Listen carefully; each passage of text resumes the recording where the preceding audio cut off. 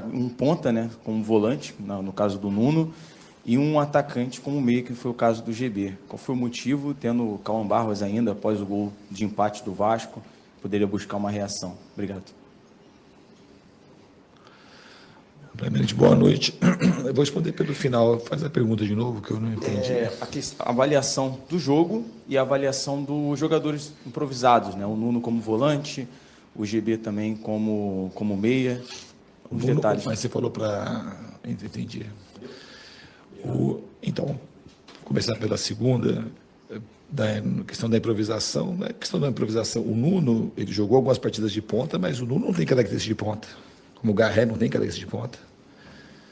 São jogadores que jogam muito mais por dentro do que pela ponta. Não são jogadores de velocidade, não são jogadores de drible, não são jogadores rápidos, são jogadores que têm uma boa condição técnica e têm um jogo de aproximação. Pelo menos assim que eu enxergo o Nuno, ele pode jogar de ponta, mas vindo jogar por dentro, como ele fez e tem feito comigo constantemente. Em algumas situações ele fica na ponta aberto. Mas ele joga, como ele jogou contra o Santos, meio de falso 9, jogando perto da bola. Então, não acho que foi uma improvisação. Eu acho que o Nuno ele pode jogar de 8, ele pode jogar de 10, ele pode jogar aberto, mas o jeito dele jogar não modifica. E a gente precisava ganhar o jogo, empatar e ganhar o jogo. Então, a gente empatou o jogo com essa mudança. O Nuno de 8 passou a render mais do que ele estava jogando no começo do jogo. Mas ficou mais participativo. E o Cauã Barros é um jogador que joga mais de 5 do que de 8. Apresentou no lugar do Jair. Então, se a gente quer ganhar o jogo, a modificação ela tem total justificativa. Então, não é questão de ser uma improvisação. Talvez se ele não fizesse, se tivesse colocado o Cauã, a tua pergunta ia ser, mas você precisava empatar o jogo e virar, e você bota um volante com característica defensiva para tentar, provavelmente seria isso.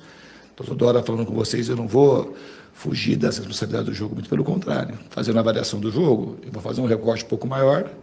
Eu acho que em uma semana era um céu sem limite, e agora é um sentimento de depressão muito grande. Porque, assim, ganhar do jeito que ganhou do Santos e depois fazer as duas partidas que a gente fez, que foram as duas piores partidas sob meu comando. E isso eu tenho responsabilidade máxima, tanto numa como na outra.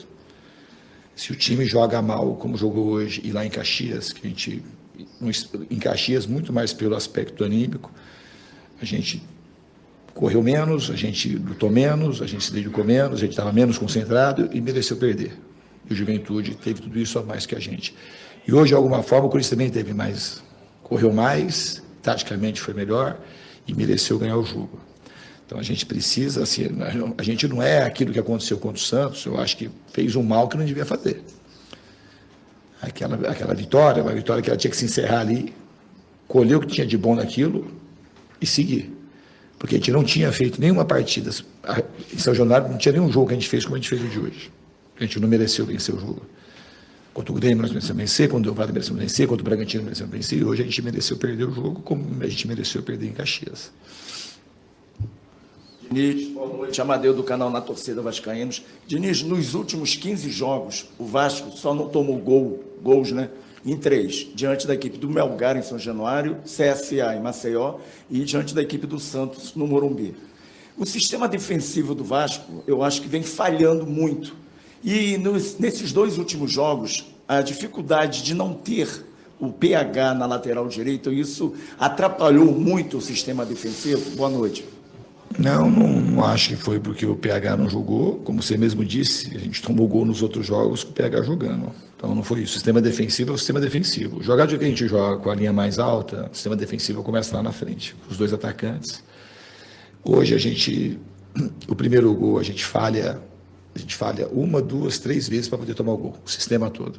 A gente não pressiona a bola, a gente não fecha o centro, a gente toma uma bola longa, aí vai cruzar, a gente não preenche a área. Então, um monte de falha. Não é uma falha assim. Falar assim, de repente, que o Hugo Moura está jogando de improvisado, de zagueiro, que, na minha opinião, o Hugo Moura jogou bem todos os jogos. Se pegar uma avaliação dos zagueiros, condição geral, o que ele entrega na saída de jogo, o que ele entrega na marcação, ele não falha na marcação, entrega muita saída, tem bola longa, tem passe, tem condução. Então, o Hugo Moura ali é um acerto. O sistema defensivo está falho, mas o Hugo Moura é um acerto. A gente falhou muitas coisas para tomar o primeiro e o segundo gol, e o terceiro também, que foi uma bola parada, que a gente sabia, a hora que a gente estava com o time mais alto, Que o GB já tinha entrado, o Veiga já tinha entrado, e a gente não tinha sofrido com a bola parada, tomamos um gol que a gente estava com o time mais alto em campo. Então, não é por conta do PH que a gente sofreu 2 gols em Caxias e 3 gols hoje. Diniz, boa noite. Sérgio Kim, de canal Atenção Vascaínos. Você sempre falou que o objetivo maior é o desempenho e que os resultados são consequência de um bom desempenho. Até os jogos anteriores antes do Santos, você falou aqui, e era como um acordo, que o Vasco estava desempenhando bem e que os resultados não estavam refletindo esse desempenho. Você acabou de dizer que o jogo de hoje e o jogo anterior foram os 2 piores sob seu comando, ou seja, um desempenho bem abaixo. Com a situação do Vasco cada vez mais delicada no Campeonato Brasileiro, você pensa em, de alguma forma, abrir mão de alguma convicção, mudar alguma coisa em relação ao seu estilo de jogar, já que o desempenho não está mais vindo, e focar mais no resultado, diante do aproveitamento em números ruins que você vem tendo? Obrigado. Então, isso é uma coisa assim, que a gente tem que... Eu vou falar a mesma coisa que eu falei no 6-0 do Santos. Para mim, isso não muda. Você está falando assim, eu vou estar desfocado do desempenho para poder ter resultado. Não tem conexão isso, não tem lógica nenhuma. A gente tem que desempenhar bem. O time jogou mal e perdeu. As 2 coisas. Se o time tivesse tido desempenho, provavelmente teria vencido o jogo, teria empatado, tanto em Caxias como hoje. E não dá para a gente pegar um recorte de uma semana, em 7 dias, e achar que está tudo errado. Porque não está tudo errado. Teve muito errado na quarta-feira e teve muito errado hoje. E eu sou o responsável máximo por essas 2 coisas. Porque se o jogador está faltando alguma coisa, o comando tem que dar conta disso. Mas não tem como falar assim para você, então, focar no resultado, é uma conversa meio que não tem lógica. Eu gostaria que vocês, assim, entendessem isso um pouco melhor. Como é que eu vou focar no resultado sem focar no desempenho? Então, assim, para eu ter resultado, eu vou jogar pior. Aí eu vou ter resultado. Pô, a chance de eu ter piores resultados. A gente teve resultado ruim porque a gente jogou mal os 2 jogos. Então, o desempenho foi ruim e a gente nunca esteve próximo de ganhar. Se a gente tivesse então, no fundo, a gente tem que voltar a desempenhar bem. Essa é a convicção. A gente tem que jogar bem e marcar bem. A gente não estava só jogando bem, a gente estava oferecendo pouco chute ao adversário, pouca chance clara. Nesses 2 jogos, contra a Juventude não teve muita chance. Nem o Corinthians também teve muita chance clara. Mas, de qualquer forma, eles tiveram mais do que a gente, jogaram melhor que a gente. Tanto o Juventude quanto o Corinthians. Boa noite, Diniz. Sérgio, do podcast Cruz Maltino. Vou te fazer uma pergunta como torcedor de arquibancada, que eu estava descendo ali, o pessoal vem aí falando. Você falou que não é para pegar o recorte do jogo contra o Santos, entendo, mas tenta entender também o lado do torcedor, que esse time vem sofrendo com essas situações, não é de hoje. Claro que não é culpa sua. Vasco todo ano brigando por sair dessa zona de confusão. Até agora há pouco, acho que o Juventude estava ganhando, estamos voltando. Empatou? Menos mal. Mas acho que iguala, né? Estamos ali. O que fazer? Você falou que a responsabilidade também é sua. O que você pretende fazer para tirar o Vasco disso? Que é o que o torcedor quer saber hoje, com um jogo importante quarta-feira pela Copa do Brasil. Não, e o torcedor está certo de tudo. Está certo de vaiar, está certo de me xingar, está certo de extravasar. Mano, do mesmo jeito que teve certo de extravasar positivamente contra o Santos, hoje a gente quer o quê? O time quer jogar assim, o quê? Quer aplauso da torcida? Jogar mal, perder o jogo.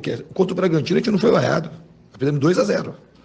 O time se entregou, o time foi, lutou, e a bola não entrava, e chuta, e cruza daqui, cruza de lá, e tenta. Hoje, o time foi digno de vaia. E tem que ser vaiado.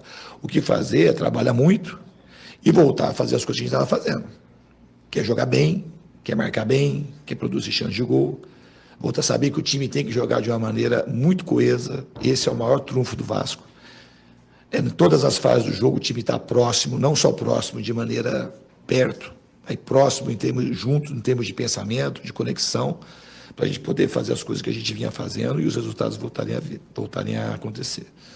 Boa noite. O jogo da tarde de domingo começou bem movimentado em São Januário, com o Felipe Coutinho dando um primeiro aviso pelo Vasco aos 20 minutos, onde o jogador passou próximo a conseguir também abrir o placar. Mas em seguida, o Vasco viu mesmo foi o visitante, o Corinthians, conseguir abrir o placar. O Cruz Maltino buscou não se abater e quase empatou ainda no primeiro tempo, com Ryan buscando finalizar contra a meta do goleiro adversário. Ainda assim, o Vasco dentro de casa, com sua torcida em grande maioria, não conseguia ter um futebol e um rendimento mais ofensivo que permitisse com que o torcedor pudesse levar a confiança de que a equipe de fato conseguiria um bom resultado. No primeiro tempo, o Vasco foi bem aquém abaixo daquilo que se imaginava por jogar dentro de casa com o apoio de sua torcida. Deu muito espaço, em especial pelo lado direito, para a equipe do Corinthians, que teve algumas oportunidades de conseguir marcar, ainda mesmo durante o próprio primeiro tempo da partida.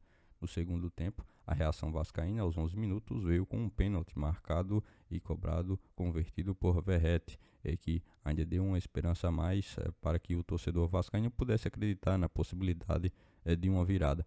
No entanto, aos 24 minutos, a equipe do Vasco, mais uma vez pelo lado direito, deu muita brecha e permitiu com que a equipe do Corinthians pudesse finalizar e no rebote conseguisse alcançar o segundo gol marcado.